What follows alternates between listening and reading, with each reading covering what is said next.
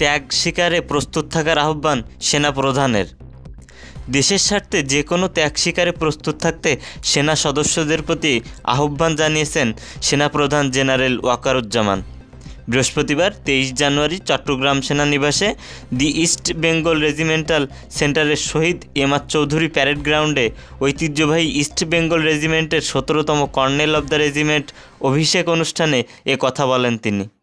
বাহিনীর সক্ষমতা নিয়ে ওয়াকারুজ্জামান বলেন, কয়েক বছর ধরে বাংলাদেশ সেনাবাহিনীতে আধুনিক প্রযুক্তি নির্ভর ও যুদ্ধোপযোগী যুদ্ধাস্ত্র ও সরঞ্জাম সংযোজনের মাধ্যমে বাহিনীর সক্ষমতা বেড়েছে। সেনাপ্রধান বলেন, সেনাবাহিনীর সক্ষমতা আরও বাড়াতে ইঞ্জিনিয়ার্স ডিফেন্স ইন্ডাস্ট্রির কাজ চলমান রয়েছে।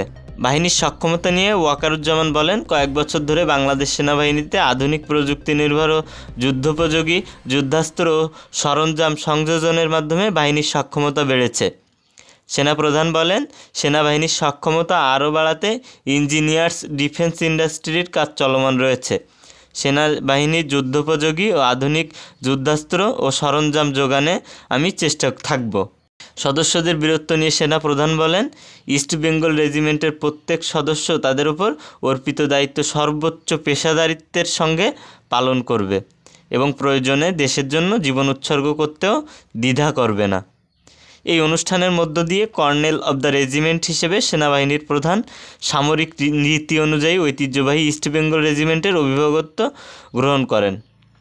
এর আগে সকালে সেনাবাহিনী প্রধান প্যারেড গ্রাউন্ডে পৌঁছালে সামরিক রীতি অনুযায়ী আনুষ্ঠানিকভাবে অভিবাদন জানানো হয় এবং ইস্ট বেঙ্গল রেজিমেন্টের একটি চৌকস দল গার্ড অব অনার প্রদান করেন।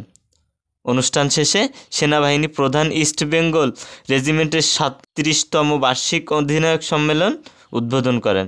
এ সময় সেনাপ্রধান ওয়াকারুজ্জামান আধুনিক যুগোপযোগী প্রশিক্ষণের মাধ্যমে একবিংশ শতাব্দীর চ্যালেঞ্জ মোকাবিলায় সদা প্রস্তুত থাকতে রেজিমেন্টের সব সদস্যদের প্রতি আহ্বান জানান। অনুষ্ঠানে সেনা সদর, army training and doctrine command, স্থানীয় ফরমেশন এবং ইস্ট বেঙ্গল রেজিমেন্টের ঊর্ধ্বতন কর্মকর্তারা সহ বিভিন্ন পদবীর সদস্যরা উপস্থিত ছিলেন।